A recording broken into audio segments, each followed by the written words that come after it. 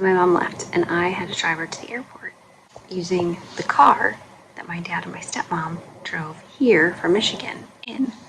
Meanwhile, my dad and my stepmom were going to drive the RV that we drove here from Georgia to the campground and get it all set up. And campground's about 20 minutes away.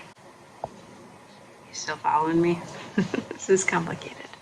I'm on my way back from dropping mom off at the airport, which is an hour away, and I get a phone call from the hospital. And I have Huxley with me from the hospital saying, hey, I'm sure you don't know this. I'm sure that's why you left. Maybe no one told you. Hospital policy is that we have to have one of the appointed guardians, which is what we are at this point, at the hospital with the baby at all times. Definitely no one told us that. Not only that, it's been like the opposite. Like the nurses encourage us to like get out of the cave for a little bit throughout the day. They have like volunteer cuddlers and stuff to come in and help out. When we leave, it doesn't take very long for us to want to come back. But at the same time, number one, it makes me a little more comfortable having them take care of him for just like an hour even during the day and an hour even during the night, just so that there's like professional hands on him, eyes on him, whatever for that bit, just so that like we know that what we're seeing is accurate. Number two, we didn't come here prepared for this to be the situation, and I'm not complaining. I think it's amazing that we get this set up. We went into this thinking we were going to be treated like visitors, that we weren't going to have like the parental rights, the guardian rights in place to have this. And we didn't even think he would get a room. I mean, we didn't know anything. We didn't know if he was going to be in the NICU for months. I mean, so many variables, but never did it cross my mind as a potential for this to be the setup, like our own private room that one of us could stay in 24/7 with him. Like, never. So we didn't plan with that in mind. And I don't know exactly what we would have changed, but we would have changed it. Because yeah, like I have Huxley with me. It's not often. I mean, mom and I, between the two of us, those first few days, like we covered pretty much around the clock. But like we had to go get the RV taken care of. Just there were things that we had to do. Otherwise, we had both of us or one of us here at all times, all through the night and everything. So somebody today, though, and these are all new staff members that haven't been with us from the beginning, let somebody know that like we were doing this and breaking the rules. And so the way it was put to us was basically like, I'm letting you know because I don't want there to be like any bad blood, any animosity between, you know, some of the nurses and you. Which is weird. We don't have animosity towards them, like we just didn't know. My interpretation of that is that the nurses were like kind of pissed. So that just gives me anxiety. I don't do well. I don't know. Social stuff is already just, your typical like introvert, and then add to it like, oh, by the way, these people are mad at you. These strangers are mad at you. My worst nightmare. I'm trying to get back here as fast as I can with Huxley. And so it's just Huxley and I. Dad and stepmom are not stranded, they're in the RV, but like they're already all hooked up at the campground. Everything's plugged in, the whole camper's like unloaded, set up. And they have no way to get back here to get their car. Or Huxley, who can't spend the night here. He's not allowed to stay here. So it takes hours. And it was chaos here. And they also, someone, while we were gone, that was feeding him had some concerns about his eating habits. It was the first we'd heard that. So that was a little shocking. I had to do like a long consult with a NICU feeding person. I was like, just kind of taken aback by all of it. Nobody else who had fed him up till that point had noticed anything, us included, but also the other medical staff members, whatever, that were always feeding him for us. Flash forward, I won't hold you in suspense, the lead head nurse, whatever, for us right now, just evaluated him because of the late afternoon notes from the assistant, and said that absolutely everything's fine. He's eating great. I'm glad. Dealt with all of that alarming news while also having to try and figure out a way to get them to their car. I started calling or like hiring Ubers, and Uber kept popping up the wrong address. I never use Uber. It kept popping up the wrong address for the campground. So my dad and my stepmom are waiting at the entrance because it's locked. It's a locked gate. Waiting at the entrance to the campground for like 40 minutes for Ubers that keep canceling because Uber keeps sending them to the wrong address. Oh, so I'm freaking out now because it's like after 7. Visiting hours are over at 8. So I don't know how they're gonna get in. I'm not allowed to leave the room because he can't be without one of his guardians. And I have Huxley who can't be here past 8 either.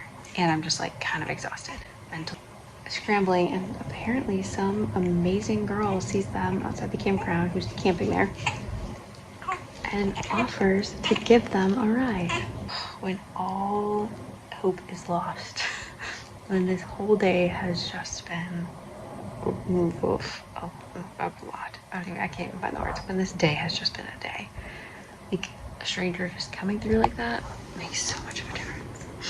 So they got here just in time. They took Huxley. I will say this is the first night I've ever spent without him, and I'm glad that I am super tired. I think I'm gonna be okay. I'm gonna handle it okay. I also know that he's doing great. He's already, like, he fell asleep. No, probably watched some Disney with his grandma. Yeah. I'm not worried about him. I'm really, God, I'm hoping that we're out of here tomorrow because I don't know that 2 nights is a lot. Look at this little guy. He's doing so good. The first few days were not like this. The first few days was very needy. You had to hold him. Could not put him down, but I know that's totally normal. I got super lucky with Huxley from like the minute he was born. He was like, okay, set me down, I'm good. But here we are, day 4? 3? Where am I? I don't know. This day. Whatever day this is. That still says Sunday. No, that's Sunday. And he is not being a champ. I say as he gets fussy. I have to set an alarm and wake up every 2 hours to feed him. Because we've got to get his weight up. That's what would stop us from leaving. Come on, buddy. Gotta eat up.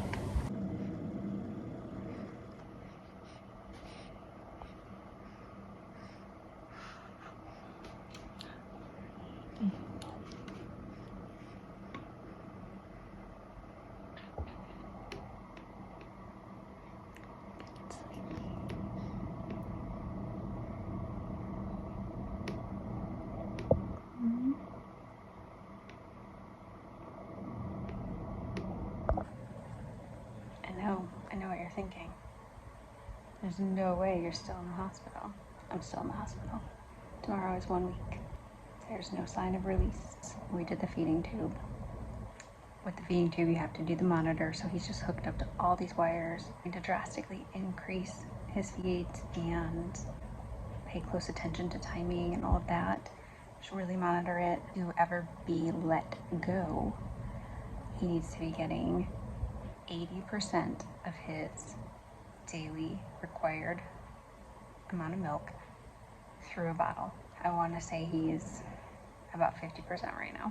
Then they remove the tube and we have to stay and be monitored for 48 more hours after before we're sent home. And there's also trying to figure out, once my dad and my stepmom leave, which is next Tuesday, what then? This is the 1 week mark. We went ahead and did jaundice treatment today. He was like slightly jaundiced yesterday, but the bilirubin wasn't quite bad enough, so we opted not to, and just to see how it would go. But it's basically the exact same still today. Back at it. It's like I never stopped. One side down, one side to go. I escaped. Dad asked the doctor if I was allowed to leave, and he said yes, absolutely. Get out for a little bit. So I feel like really weird and like anxious and like I need to get back, but also it's really good to be out in the world.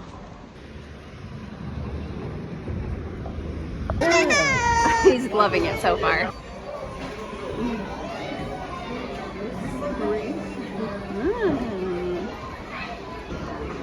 Oh, actually, there's a dinosaur. Whoa. Come on. Yeah.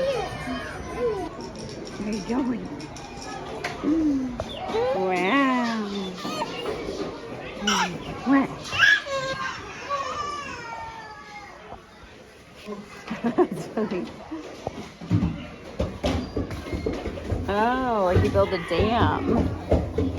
Oh, that's cute. Whoa. Can't climb on it, but you can touch it. Yeah. Whoa.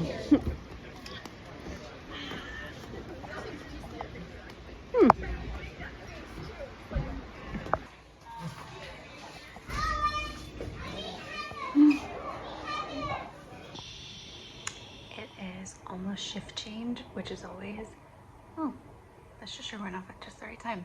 Always one of like the exciting parts of my day in this room, because you never know who it's gonna be, and I like wait for an hour to see who's gonna come in and spend the next 12 hours with me. I did get out today.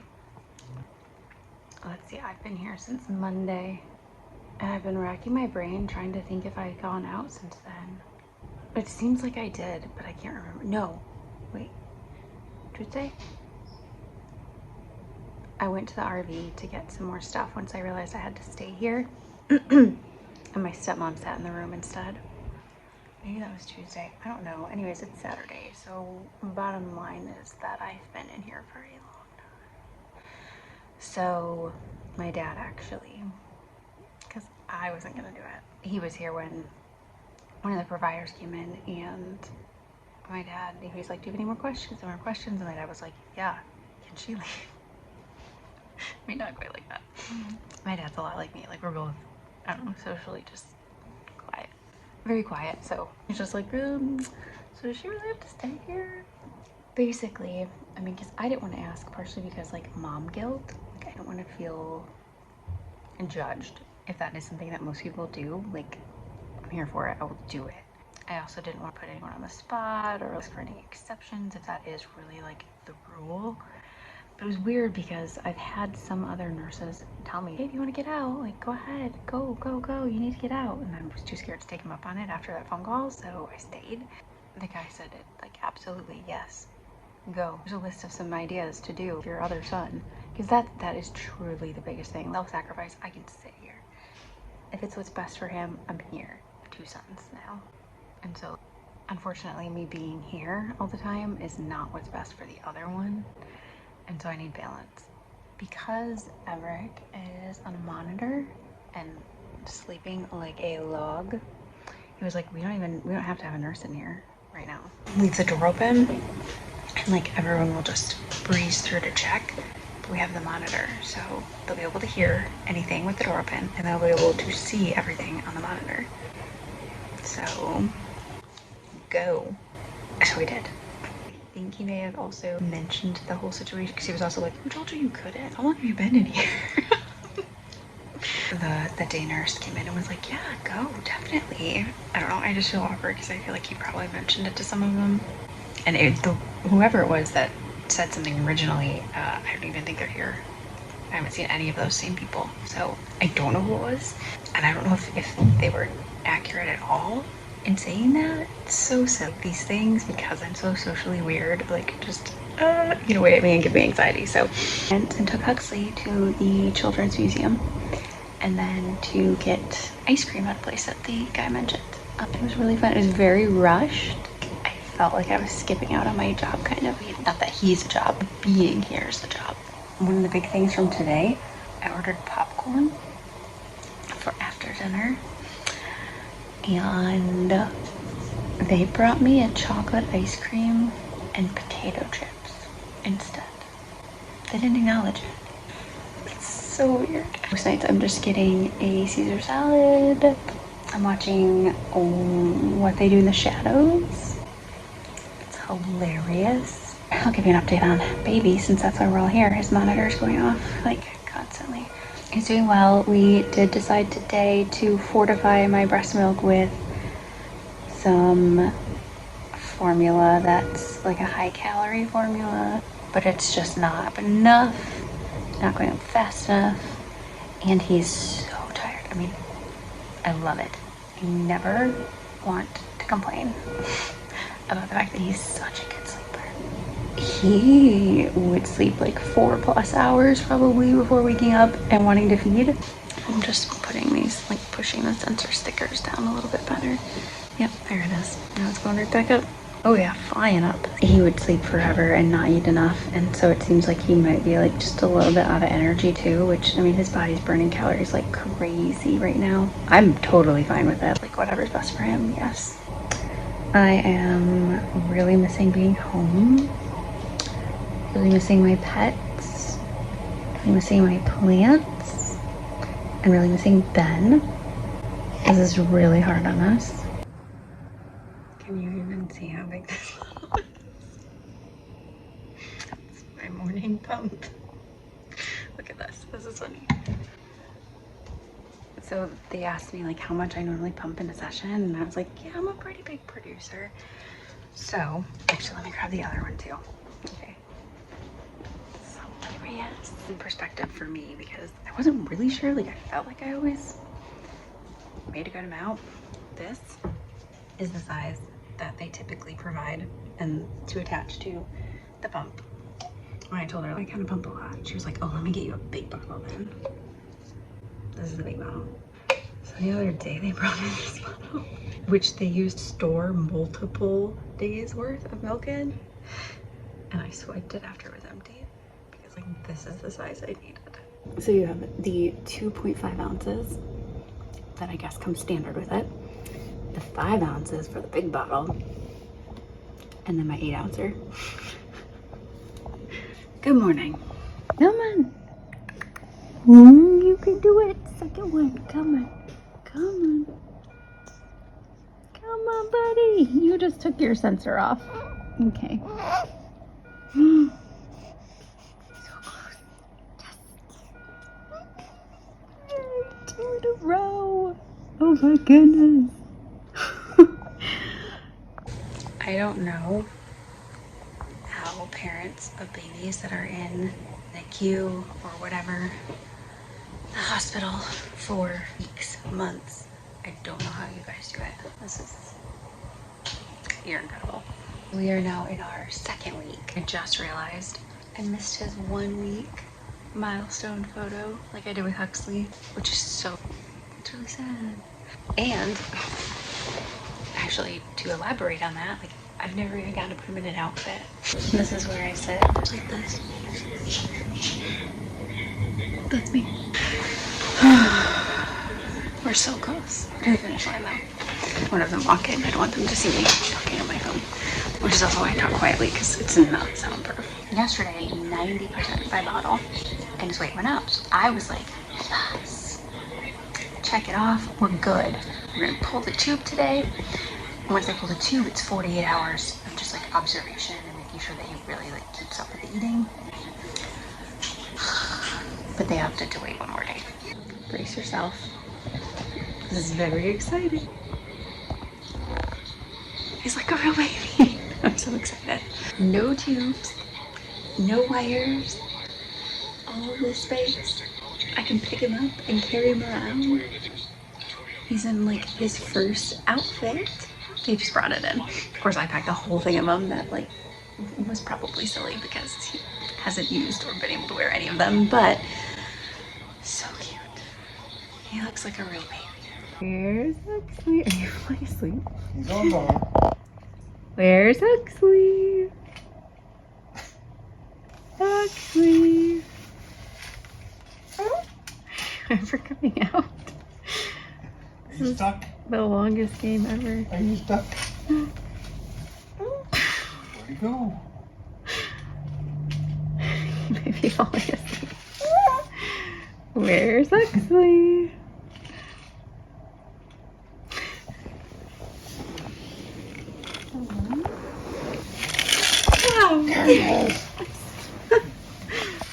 Andrea made it. And she's going through the process I go through. The ritual of trying to keep him awake long enough to eat his full meal. Lots of kisses. He hates the kisses on his neck and he hates the kisses on his little armpits. Basically anywhere that's ticklish. It is a process, but we're getting it done. We are looking at tomorrow morning. We've gotten some discharge stuff started so that we can get out of here bright and early tomorrow. And then you'll have me. And then my dad and stepmother are leaving, so that's part of the reason. Sister's here. She's gonna fill in then. Hospital chapter is so close to coming to a... I broke out, and this is probably, I should make a call from my phone, probably the last time, the last night. They're doing everything with that in mind. It's also my parents' last night in town, so we're all going to eat at somewhere on a little, it's like a bay? I don't even know what this is called. It's a river. Oh. Actually, that's so cute. We came back to the same ice cream shop that we went to the other day because it's really good, and they have this amazing candy store in it. Oh, sorry. Amazing. Ogre's hotness. This is the last video that I think you're probably going to see of me in this bed, in this position. I lost track of how many I've filmed like this, or if I've even like given a full story in the time we've been here. It's been so like sporadic and so interrupted because obviously nurses and everything are always coming in. We are discharged in the morning, very early. And the craziest thing I realized tonight is like I'm sort of emotional about it. Talk about Stockholm Syndrome. I just know that this was a chapter in my life that was like important and crucial and big.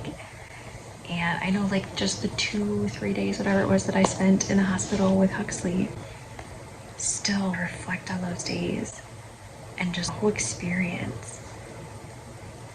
It was so big. I don't even know how to explain it necessarily, but I have wished so many times to go back to it, just because it was the very beginning of like a book that I love and want to be able to go back to the start of and like reread all the way through, and I can't. I now have that awareness of this situation, and that even though this was far more excruciating in times, most of the time, I know I'm still gonna end up feeling that way down the road. Like this is gonna be, in the weirdest way, kind of a magical thing to look back on. It was a terrible thing to live through. And for so many reasons. I think most of all being just the reminder every step of it of how much support I have from my family. I'm so lucky. My dad, my mom, my stepmom, they took tons of time, tons of energy, money, planning, I mean, everything. They all just kind of like offered and showed up, and amazing, so amazing. And I just hope that I even get like half the opportunity to do the same for them. I am a little disappointed that I didn't get to spend more time with them, particularly my dad and stepmom had to stay at the camper with Huxley this whole time, so I see them so infrequently as it is. And then there were days I didn't see them at all because they were just busy there and didn't have time to run here and do the like 2-hour visit, whatever. I don't know, just looking around this room, I'm like kind of sad to leave it. Like I was packing up my stuff and looking over this playmat and Huxley's toys that he played with when he would visit me, which were obviously few and simple, but like all the time we spent playing with those toys. And it was terrible because he would scream and I would feel bad for everyone else around us. But still, the memories we made in this room. I'm reminiscing. I think this whole thing that I'm saying right now might be more for me than for you guys. Are we not ready? And also when we leave this room, your journey starts, your book starts. And I'm so ready, and also I know I'm gonna want to pause this. Especially like looking at him and looking at Huxley. And Huxley's so big, and he's been through so much already with us and seen so much and done so much. And I just want to pause. I want you to stay by me, but also want you to grow up. I want like a million versions of you just paused in time. It's wild. I'll see you guys on the outside.